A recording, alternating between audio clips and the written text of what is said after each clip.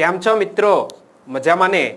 GK 2020 YouTube channel ઉપર આપણે ધોરણ 9 નું સામાજિક વિજ્ઞાન તેનો 8મો પાઠ ભારતના રાજ્ય બંધારણનું ઘડતર અને લક્ષણો ભણી રહ્યા છીએ. આ પાઠને અનુલક્ષીને બનાવવામાં આવી રહેલો આ ત્રીજો ભાગ છે. તો તમે પણ બંધારણ વિશે જાણવા માંગો છો અથવા તો તમારા દીકરાઓ અથવા તો તમે પોતે 9મું ધોરણ ભણો છો તો અમારી સાથે જોડાઈ જાઓ. મારી સામે ધોરણ 9નો એક વિદ્યાર્થી છે, તે પણ મારી સાથે સાથે ભણી રહ્યો છે અને ભણવાની ખૂબ જ મજા આવશે. રેડી? શરૂ કરીએ.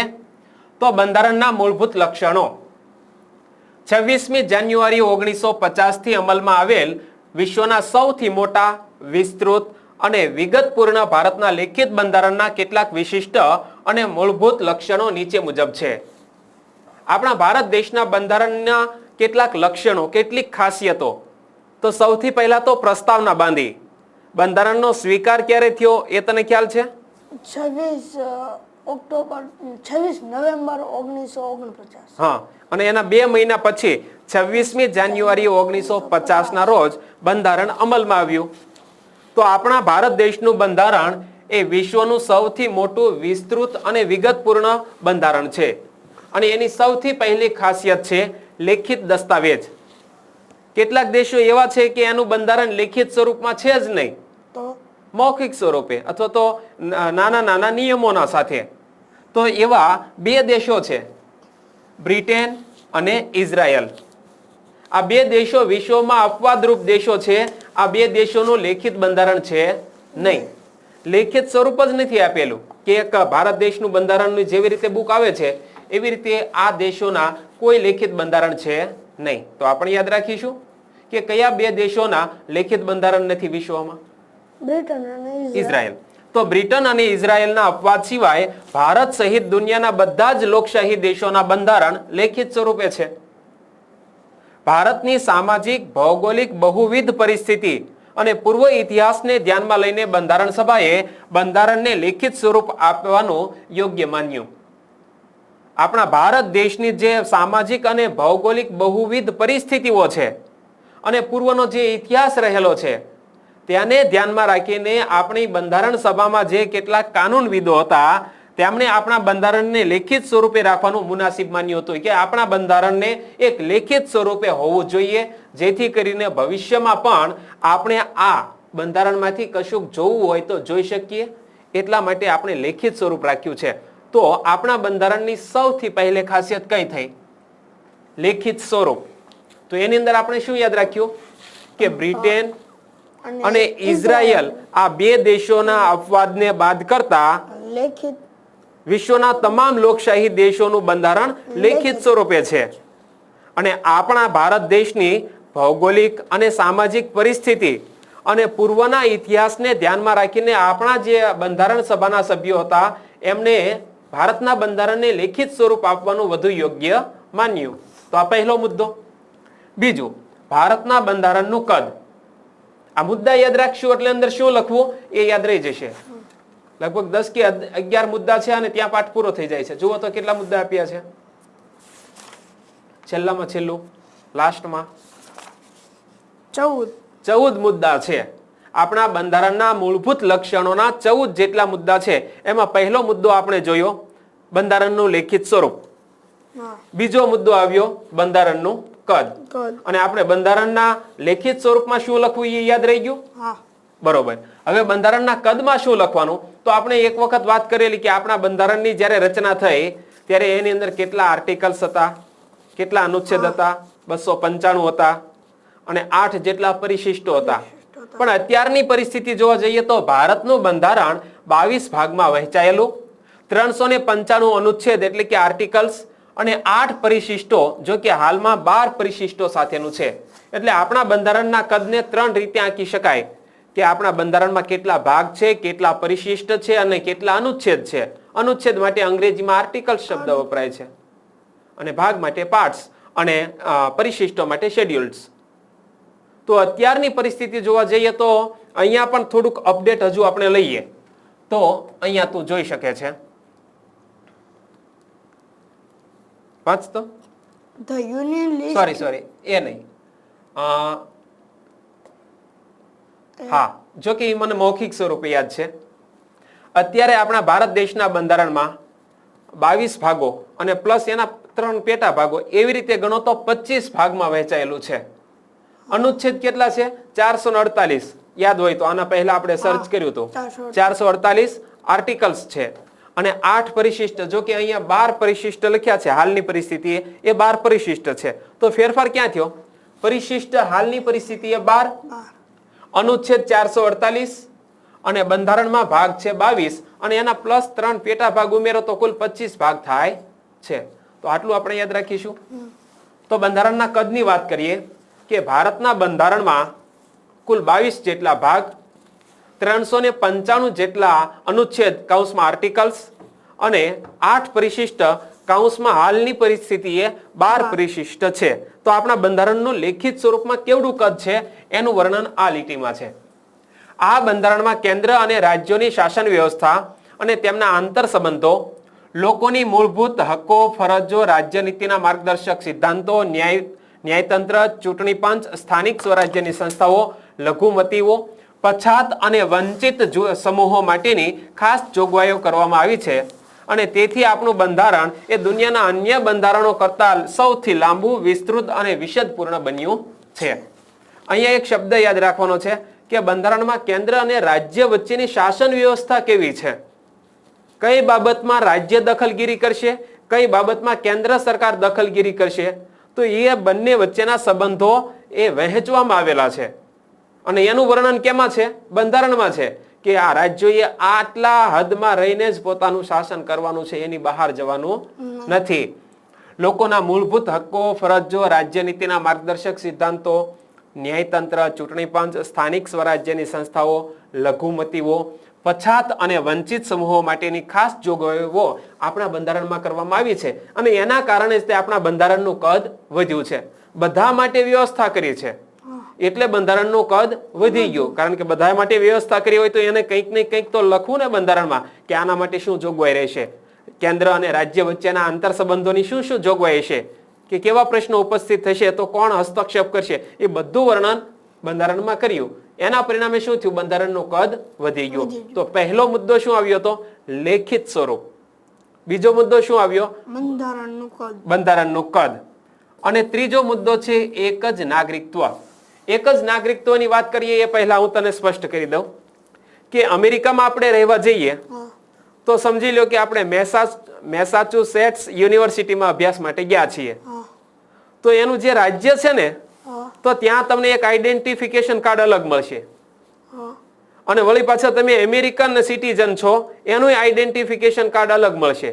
મતલબ કે તમે અમેરિકામાં વસો છો તો એના બે ઓળખ કાર્ડ થયા. એક તમે અમેરિકાના જે રાજ્યમાં વસવાટ કરો છો એનો પણ એક લેખિત આધાર પુરાવો રહેશે અને તમે અમેરિકામાં રહો છો એનો પણ એક અલગ દસ્તાવેજ રહેશે. મતલબ કે એક વ્યક્તિના કેટલા ઓળખ કાર્ડ બન્યા? બે બન્યા. અહીંયા આપણા ગુજરાતમાં કે ભારતમાં એવું નથી. આપણા માટે એક જ ઓળખ કાર્ડ છે કે હું ભારતનો નાગરિક છું. ચાહે એ આધાર કાર્ડ દ્વારા ઓળખ પ્રતિસ્થાપિત થાય કે પછી ચૂંટણી કાર્ડ દ્વારા ઓળખ પ્રતિસ્થાપિત થાય, એ બંનેના આધારે શું સાબિત થાય છે કે હું ભારત દેશનો નાગરિક છું. કઈ એવું આપણે કોઈ ઓળખ કાર્ડ આવે છે કે હું ગુજરાતનો નાગરિક છું? એવો કોઈ પુરાવો આવતો નથી. મતલબ કે આપણે ગુજરાતમાં વસવાટ કરીએ છીએ પણ આપણી ઓળખ ભારત દેશના આધારે છતી થાય છે, નહીં કે ગુજરાતના આધારે. અમેરિકામાં એવું નથી. અમેરિકામાં તમે રાજ્યમાં વસવાટ કરો છો તો એનું ઓળખ કાર્ડ અલગ, તમે અમેરિકામાં વસવાટ કરો છો તો એનું વળી પાછું કેન્દ્ર સરકાર અલગ ઓળખ કાર્ડ આપશે. એક વ્યક્તિના બે ઓળખ કાર્ડ બનશે. એટલે લખે છે કે અમેરિકા જેવા દેશોમાં દરેક વ્યક્તિ બેવડું નાગરિકત્વ ધરાવે છે. એટલે કે યુનાઇટેડ સ્ટેટ્સ ઓફ અમેરિકાનું એક ઓળખ કાર્ડ કેનું? એક નાગરિકત્વ યુનાઇટેડ સ્ટેટ્સ ઓફ અમેરિકાનું અને બીજું પોતે જે રાજ્યમાં વસવાટ કરતી હોય તે રાજ્યનું નાગરિકત્વ ધરાવે છે. પડી ખબર? વોશિંગ્ટન ડીસી એ એક રાજ્ય છે તો વોશિંગ્ટન ડીસી નું એક પોતાનું નાગરિકત્વ છે, એ અલગ ઓળખ કાર્ડ. અને અમેરિકામાં યુનાઇટેડ સ્ટેટ્સ ઓફ અમેરિકાની અંદર વસવાટ કરે છે તો એનું પણ એક અલગ ઓળખ કાર્ડ. તો ત્યાં નાગરિકત્વ કેવું થયું? બેવડું. જ્યારે ભારતમાં એકલ નાગરિકત્વનો સિદ્ધાંત સ્વીકારાયો છે, એક જ નાગરિકત્વ. અને એક તેના રાજ્યનું ને એક એના દેશનું. હા હા, એવી રીતે બેવડું નાગરિકત્વ છે. એટલે લખે છે કે અમેરિકા જેવા દેશમાં દરેક વ્યક્તિ બેવડું નાગરિકત્વ ધરાવે છે. એટલે કે યુનાઇટેડ સ્ટેટ્સ ઓફ અમેરિકાનું અને બીજું પોતે જે રાજ્યમાં વસવાટ કરતી હોય તે રાજ્યનું નાગરિકત્વ ધરાવે છે. જ્યારે ભારતમાં ગમે તે રાજ્યમાં રહેતા હોઈએ પરંતુ આપણે એક જ નાગરિકત્વ એટલે કે ભારતીય જ નાગરિકત્વ ધરાવીએ છીએ. કદાચ કોઈક વખત આવે કે તમારી ઓળખ હોય તો એમાં સિટીઝન, પછી કાઉન્સમાં લખેલું હોય કે ઇન્ડિયન, પછી એમાં કે ગુજરાતી એવું લખેલું આવે છે? ઇન્ડિયન જ આવે છે કે આપણે ભારતીય નાગરિક છીએ. તો આપણા ભારત દેશનો દરેક વ્યક્તિ એક જ નાગરિકત્વ ધરાવે છે, જ્યારે અમેરિકાનો બેવડું નાગરિકત્વ ધરાવે છે. આપણે ત્યાં રાજ્યની અલગ નાગરિકતા જેવું કશું છે નહીં. તો આપણે 3 મુદ્દા જોયા. એક તો પહેલો મુદ્દો શું આવ્યો? લેખિત સ્વરૂપ. બીજો મુદ્દો આવ્યો બંધારણનું કદ. બંધારણનું કદ. અને ત્રીજો મુદ્દો આવ્યો એક જ નાગરિકત્વ. 3 મુદ્દા થયા ને? ફરી યાદ કરી લઈએ. પહેલું લેખિત સ્વરૂપ, બીજું બંધારણનું કદ, અને ત્રીજું એક જ નાગરિકત્વ. આમ ઈશારામાં ખબર પડી જાય ને. એક તો લેખિત સ્વરૂપ. શું? લેખિત સ્વરૂપ. બીજું બંધારણનું કદ. ત્રીજું એક જ નાગરિકત્વ. હવે ચોથો મુદ્દો, મજબૂત કેન્દ્ર વાળું સમવાય તંત્ર. આપણે મજબૂત કેન્દ્ર વાળું સમવાય તંત્ર છે. સમવાય એટલે શું?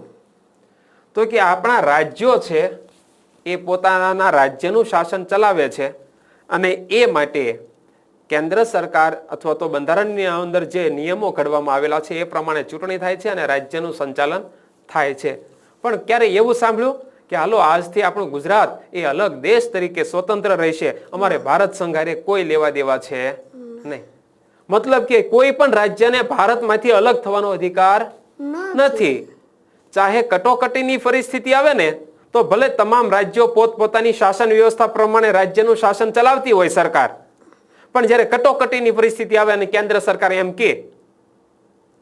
કે ભાઈ અત્યારે કટોકટીની પરિસ્થિતિ છે, વિદેશી લોકોએ આપણા ભારત ઉપર આક્રમણ કર્યું છે, તો તમામ રાજ્યો છે હવે પોતપોતાની રીતે શાસન નહીં ચલાવે, પણ કેન્દ્ર સરકાર જે પ્રમાણે આદેશ આપશે એ રીતે તમારે શાસન ચલાવવાનું રહેશે. એક ઉદાહરણ તને કહું કે એક કુટુંબ છે. એક કુટુંબમાં દાદા છે. આ દાદાના 4 દીકરા છે, 5 દીકરા છે. 5 દીકરા એ એક ઓસરીએ અલગ અલગ મકાનમાં રહે છે. દરેક વ્યક્તિના ઘેર અલગ રસોઈ બને છે, સૌની રીતે જમે છે. આવું બને ને કે હાલો એક ઓસરીએ 5 થી 7 મકાન હોય, એ દાદાના 5 દીકરા છે અલગ અલગ મકાનમાં રહેતા હોય, બધાના લગ્ન થઈ ગયા હોય, બધાના દીકરા હોય અને દરેકના વ્યક્તિના ઘરે રસોઈ અલગ અલગ બને છે. પણ હવે ક્યારેક પ્રસંગ આવે અને દાદા આદેશ કરે કે દીકરાઓ આજે આપણા ઘરે આ પ્રસંગ છે, કોઈ અલગ રસોઈ બનાવવાની નથી, આપણે બધા ભેગા મળીને જમવાનું છે. તો આ દાદાનો આદેશ આવે એટલે બધા વળી પાછા દીકરા છે એ ભેગા થઈ અને સાંજે કે એ પ્રસંગ દરમિયાન ભેગા મળીને જમે છે. તો કેવી પરિસ્થિતિ થઈ કે ભલે દરેક વ્યક્તિઓ પોતપોતાની રીતે અલગ અલગ રીતે શાસન કરે છે, પણ દાદાના આદેશ આવે ત્યારે બધા ભેગા મળીને રહે છે. તો એવું જ કંઈક આવું છે મજબૂત કેન્દ્ર વાળું સમવાય તંત્ર. ભારતના બંધારણમાં ક્યાંય સમવાય એટલે કે ફેડરલ શબ્દનો ઉપયોગ થયો નથી. ફેડરલ શબ્દ સમવાય એવો ક્યાંય બંધારણમાં ઉલ્લેખ નથી થયો. બંધારણ ભારતને રાજ્યનો સંઘ એટલે કે યુનિયન ઓફ સ્ટેટ્સ તરીકે જ વર્ણવે છે. ભારત છે એ શું છે? કોઈ એમ પૂછે કે ભારત દેશ શું છે? તો ભારત દેશ એ રાજ્યોનો બનેલો સંઘ છે. શું? એની અંદર 28 રાજ્યો અને 8 કેન્દ્ર શાસિત પ્રદેશો. તો આ 28 રાજ્યોમાંથી એક પણ રાજ્યને છૂટું થવાનો અધિકાર નથી. એ રાજ્યોનો બનેલો સંઘ છે અને એ સંઘના આધારે આખો ભારત દેશ બને છે. તો ભારત છે એ શું છે? રાજ્યોનો બનેલો સંઘ છે. આમ ભારતીય સંઘીય રાજ્ય છે અને સંઘ શબ્દ દ્વારા ભારતમાં સંઘ એટલે કે કેન્દ્ર અને એકમ રાજ્યો વચ્ચે ક્યારેય પણ બદલી શકાય નહીં તેવા કાયમી સંબંધોની લેખિત સ્વરૂપે બંધારણમાં સ્પષ્ટતા કરવામાં આવી છે. કેન્દ્ર અને રાજ્યો વચ્ચે ક્યારેય બદલી ન શકાય એવા નિયમોની વાત લેખિત સ્વરૂપે બંધારણમાં કરી દેવામાં આવી છે. કે ભાઈ રાજ્ય અને કેન્દ્ર વચ્ચેના આ સંબંધો ક્યારેય બદલશે નહીં, એવી લેખિત સ્વરૂપની વાત બંધારણમાં કરવામાં આવેલી છે. એકમ રાજ્યોને કેન્દ્રથી છૂટા પડવાનો અધિકાર નથી. હમણાં કહ્યું તે પ્રમાણે કે ગુજરાત એમ કે અમારે અલગ દેશ બનાવવો છે, તો આપણો ભારત દેશ વિખાઈ જાય. સમજાઈ ગયું? રાજ્યોને કેન્દ્રથી છૂટા પડવાનો અધિકાર નથી. સંઘ સરકારને કેટલીક વિશેષ અને ચડિયાતી સત્તાઓ આપવામાં આવી છે. ક્યારે? કેટલીક વિશેષ અને ચડિયાતી સત્તાઓ આપણી કેન્દ્ર સરકારને આપવામાં આવી છે. કટોકટીની પરિસ્થિતિમાં આવું બને છે. કેન્દ્ર સરકાર અને પ્રાદેશિક રાજ્ય સરકારો વચ્ચે સત્તાની સ્પષ્ટ વહેંચણી કરવામાં આવી છે કે તમે કઈ રીતની સત્તા ભોગવશો એનું સ્પષ્ટ વર્ણન બંધારણમાં કરવામાં આવ્યું છે, જેથી રાજ્ય સરકાર પોતાના જ પ્રદેશ ઉપર પોતાના કાર્યક્ષેત્રોના અનુસંધાને પોતાના કાયદાઓ ઘડી શકે છે. આ એક મહત્વની વાત છે. સમવાય શબ્દ જે વાપર્યો છે કે મજબૂત કેન્દ્ર વાળું સમવાય તંત્ર, પણ આપણા બંધારણમાં ક્યાંય ફેડરલ એટલે કે સમવાય શબ્દનો ઉલ્લેખ કરવામાં આવ્યો નથી.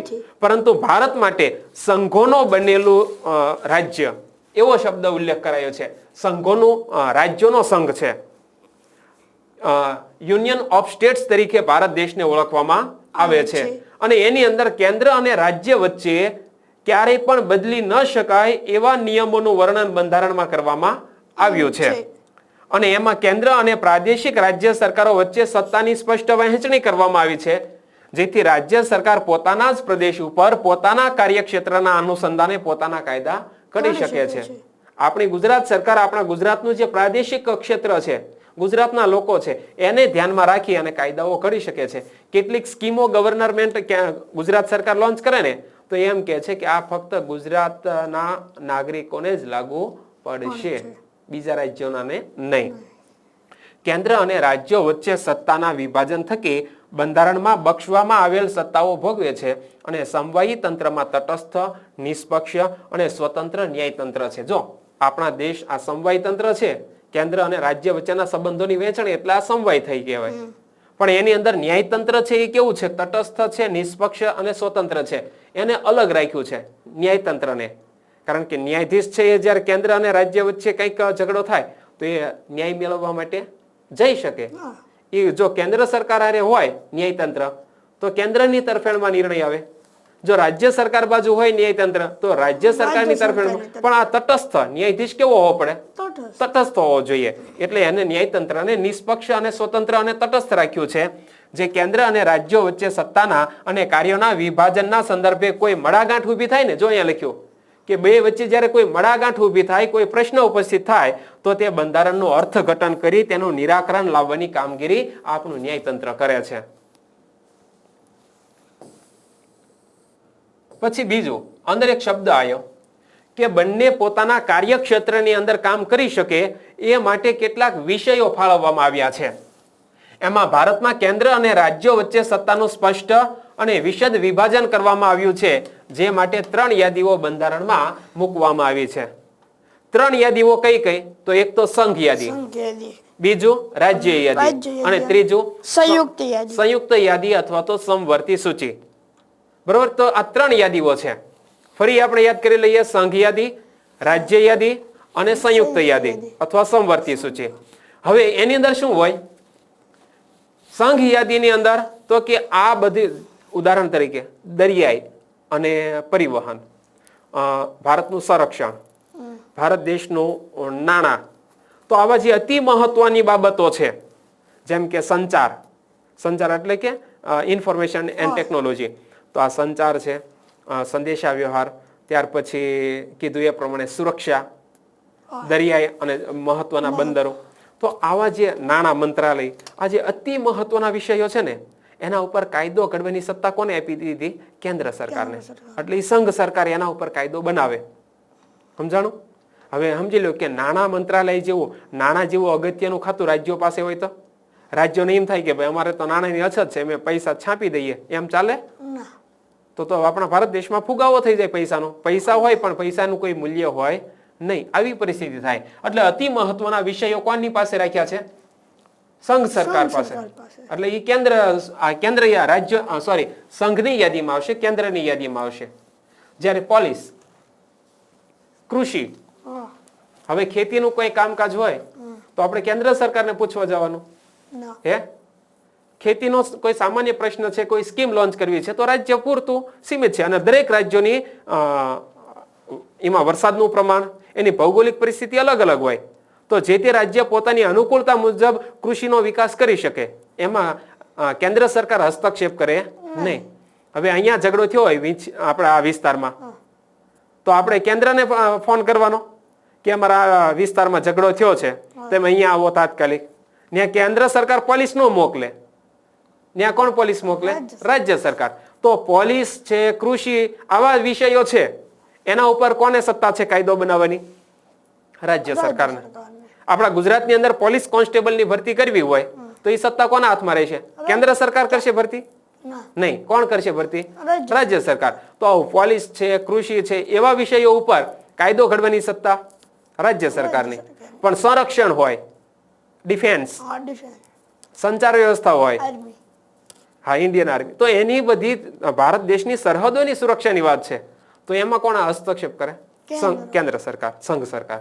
તો જુઓ, સંઘ યાદીમાં કયા કયા વિષયો? સંઘ યાદીમાં કુલ 97 જેટલા વિષયોનો સમાવેશ કરવામાં આવ્યો છે. આપણે ટેક્સ્ટ બુક પ્રમાણે જ્યારે પરીક્ષામાં પૂછાય ને ઓપ્શનમાં કે સંઘ યાદીમાં કેટલા વિષયોનો સમાવેશ કરવામાં આવ્યો છે, તો 97. પરંતુ વર્તમાન સમયમાં આ આંકડો ફરી ગયો છે, એ હું હમણાં કહું છું. 97 જેટલા વિષયોનો સમાવેશ કરવામાં આવ્યો છે, જેમાં કાયદો ઘડવાની સંપૂર્ણ સત્તા સંસદ ધરાવે છે.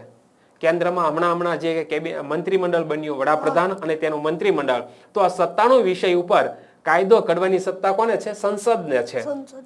એમાં કઈ કઈ બાબતો આવે, કયા કયા વિષયો ઉપર કાયદો ઘડવો? તો સંરક્ષણ, વિદેશી બાબતો, અણુશક્તિ, નાણું, વીમો, બેન્કિંગ, તાર ટપાલ, રેલવે જેવા રાષ્ટ્રીય મહત્વ ધરાવતા ક્ષેત્રોમાં કેન્દ્ર સર્વોપરી સત્તા ધરાવે છે. આટલું ક્લિયર? હવે આપણે એક એ પણ સોલ્યુશન લઈ લઈએ. અહીંયા જો અંગ્રેજીમાં લખ્યું છે યુનિયન લિસ્ટ. યુનિયન એટલે સંઘ, સંઘ યાદી. તો સંઘ યાદીમાં શું શું આવ્યું? ડિફેન્સ, કોમ્યુનિકેશન, બેન્કિંગ, આવા અતિ મહત્વના વિષયો ઉપર. કોમ્યુનિકેશન એટલે સંચાર વ્યવસ્થા, જેમ કે ટેલિફોન થી આપણે મોબાઈલ થી વાત કરીએ તે. ત્યાર પછી સ્ટેટ લિસ્ટ. ટ્રેડ એટલે વ્યાપાર, એગ્રીકલ્ચર અને પોલીસ. આવા સબ્જેક્ટ ઉપર કોણ કાયદો બનાવે? રાજ્ય. અને કોકરન્ટ લિસ્ટ. કોનકરન્ટ લિસ્ટ એટલે સંયુક્ત યાદી. તો એમાં ફોરેસ્ટ, એજ્યુકેશન, મેરેજ, લગ્ન. તો હવે ફોરેસ્ટ, માની લો કે આપણા ગુજરાત રાજ્યની અંદર શાસન ગીર છે, તો ગીર શાસન આ એક રાષ્ટ્રીય ઉદ્યાન છે, ગીર રાષ્ટ્રીય ઉદ્યાન. તો આ રાષ્ટ્રીય ઉદ્યાન એટલે રાષ્ટ્રીય લેવલનો આ જંગલ થયો, વિભાગ થયો. તો એ મહત્વના જે ફોરેસ્ટ છે એના ઉપર સત્તા કોની ખબર છે? કેન્દ્ર સરકાર. એટલે એને એવી રીતે રાખ્યું કે થોડીક જવાબદારી રાજ્ય સરકાર પાસે, થોડીક જવાબદારી કેન્દ્ર સરકાર પાસે. પણ રાજ્ય સરકાર છે એની પાસેથી ગમે ત્યારે કેન્દ્ર સરકાર છે આ સંયુક્ત યાદીમાંથી વિષય ઉઠાવી લેવો હોય તો કોણ ઉઠાવી લે ખબર છે? મોટા હોય એ. હા, એમ કે ફોરેસ્ટ જે છે એ સંયુક્ત યાદીમાં છે, એટલે કે રાજ્ય સરકાર જંગલ ઉપર કાયદો બનાવી શકે છે. પણ જો એ જંગલ ઉપર કેન્દ્ર સરકાર કાયદો બનાવે તો રાજ્ય સરકારનો કાયદો કેન્સલ ગણવામાં આવે છે. બંનેને કાયદો બનાવવાની સત્તા છે, પણ નાના કરતા મોટો જ્યારે કાયદો બનાવે ત્યારે નાનાનો કાયદો રદ, રાજ્યનો કાયદો રદ થશે અને કેન્દ્રનો કાયદો લાગુ પડશે. એજ્યુકેશન એ જવાબદારી કોની છે? રાજ્ય સરકારની. આપણે રાજ્ય સરકારના પાઠ્યપુસ્તકો અભ્યાસ કરીએ છીએ, પણ જરૂર જણાય ત્યારે કેન્દ્ર સરકાર હસ્તક્ષેપ કરે છે કે ભાઈ શિક્ષણમાં આ રીતનો ફેરફાર આવશે. જેમ કે અત્યારે તાજેતરમાં નવી રાષ્ટ્રીય શિક્ષણ નીતિ 2020 અમલમાં આવી, તો 2020ની રાષ્ટ્રીય શિક્ષણ નીતિ કોને ઘડી છે? કેન્દ્ર સરકારે. પણ એનો અમલ કરવાનું કોને કીધું? રાજ્ય સરકારને, કે તમે આનો અમલ કરો. બરોબર. તો આવા સંયુક્ત યાદીના વિષયો એ પણ આપણે જાણી લીધા. એજ્યુકેશન છે, મેરેજ છે, ફોરેસ્ટ છે, એ સંયુક્ત યાદીમાં આવશે. અને અહીંયા જોઈ લે, The union list now has 100 subjects. મતલબ કે સંઘ યાદીમાં અત્યારે કેટલા વિષયો સમાવેશ છે? 100. હવે આગળ વાંચ. The state list has 61 subjects. રાજ્ય યાદીમાં કેટલા વિષયો છે? 61. પછી આગળ concurrent list has 52 subjects. એટલે કે સંયુક્ત યાદીમાં 52. હવે ઓલામાં આંકડો શું છે ખબર છે? સંઘ યાદીમાં 97, તો અહીંયા સંઘ યાદીમાં 100. 100. રાજ્ય યાદીમાં ત્યાં કેટલો આંકડો છે? 61 નો. અને સોરી, આ ટેક્સ્ટ બુકમાં રાજ્ય યાદીમાં કેટલો આંકડો છે? 66. આમાં 5 ઘટી ગયા. હા. ઈઝી યાદ રહી જાય છે. આમાં 5 ઘટી ગયા અને આમાં 5 વધી ગયા. કારણ કે આના 5 મહત્વના વિષયો હતા એને સંયુક્ત યાદીમાં નાખી દીધા. હા. તો આમાં 66 હતા એને બદલે 61 થઈ ગયા અને અહીંયા 47 માં 5 ઉમેરી દીધા એટલે થઈ ગયા 52. 52. અને આની અંદર 97 હતા એની અંદર ઓલું જીએસટી નું આ બધા જે અમુક ઉમેર્યા ને વિષયો 30. એટલે 3 ઉમેરાના એટલે 100 થઈ ગયા. 100. તો આની અંદર 100 વિષયો, ઓલે આપણે અહીંયા 66 હતા એમાં 5 ઘટી ગયા એટલે વર્તમાનમાં 61 થઈ ગયા અને એ 5 ઘટાડ્યા એ શામાં ઉમેર્યા? સંયુક્ત યાદીમાં, એટલે 47 ના 52 થઈ ગયા. તો હવે મને બે બાજુ યાદ રહી ગયા આંકડા કે એક બાજુ સંઘ યાદી, રાજ્ય યાદી અને સંયુક્ત યાદી. જૂના વિષયોમાં 97, 66 અને 47. પછી નવી યાદીમાં 97 હતા ત્યાં 100 થયા, રાજ્ય યાદીમાં 66 હતા ત્યાં 61 થઈ ગયા અને સંયુક્ત યાદીમાં 47 હતા ત્યાં 52 થઈ ગયા. તો હવે આપણે રાજ્યોની યાદી જોઈએ જેમાં 66 વિષયોનો સમાવેશ કરવામાં આવ્યો છે. વર્તમાનમાં 62 છે. જેમના પર કાયદો ઘડવાની સંપૂર્ણ સત્તા રાજ્યોની ધારાસભાઓ એટલે કે વિધાનસભા ગૃહો ધરાવે છે. આ 66 વિષયો ઉપર આપણા ગુજરાતની સરકાર કાયદો બનાવી શકે છે. ધારાસભા ગૃહો એટલે કે વિધાનસભાના સભ્યો જે વિઠ્ઠલભાઈ પટેલ વિધાનસભા ભવન છે ત્યાં કાયદો બનાવી શકે છે. એમાં કયા કયા વિષયો આવે? તો કે કાયદો અને વ્યવસ્થા, શિક્ષણ. શિક્ષણમાં હમણાં વાત આવી કે નવા શિક્ષકોની ભરતી કરવામાં આવશે 25,000 જેટલા. તો આ શિક્ષણમાં શિક્ષકોની ભરતી કરવી, કેવી પોલિસી લાવવી એ વિષય છે રાજ્ય સરકારનો. શિક્ષણ, સ્થાનિક સ્વરાજ્યની સંસ્થાઓ, કૃષિ, સિંચાઈ, આરોગ્ય, ભૂમિ, રાજ્યોનો આંતરિક વ્યાપાર વાણિજ્ય વિષયક સેવાઓનો સમાવેશ થાય છે. આ રાજ્ય યાદીના વિષયો થયા. જો કેન્દ્રને લાગે કે રાજ્યોમાં કાયદો અને વ્યવસ્થા પડી ભાંગ્યા છે તો રાજ્યની સંમતિ સાથે કે રાજ્યની મરજી વિરુદ્ધ જઈને કેન્દ્ર તે રાજ્યમાં કેન્દ્રીય અનામત પોલીસ દળોને મોકલી શકે છે.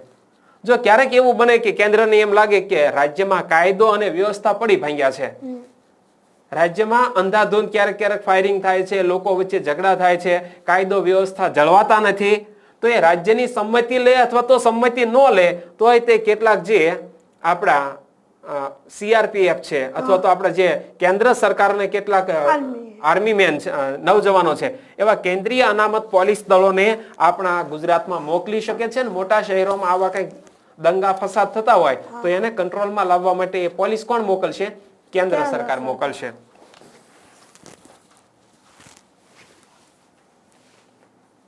અને જ્યારે કાયદો અને વ્યવસ્થા ન આપણા રાજ્યમાં એ મુજબ ન ચાલે ને તો પહેલું કદમ સરકાર શું ઉઠાવશે ખબર છે? રાષ્ટ્રપતિને રાજ્યપાલ લખશે કે આપણા ગુજરાતની અંદર કાયદો અને વ્યવસ્થા જળવાતા નથી, અહીંયા રાષ્ટ્રપતિ શાસન લાદવાની જરૂર છે.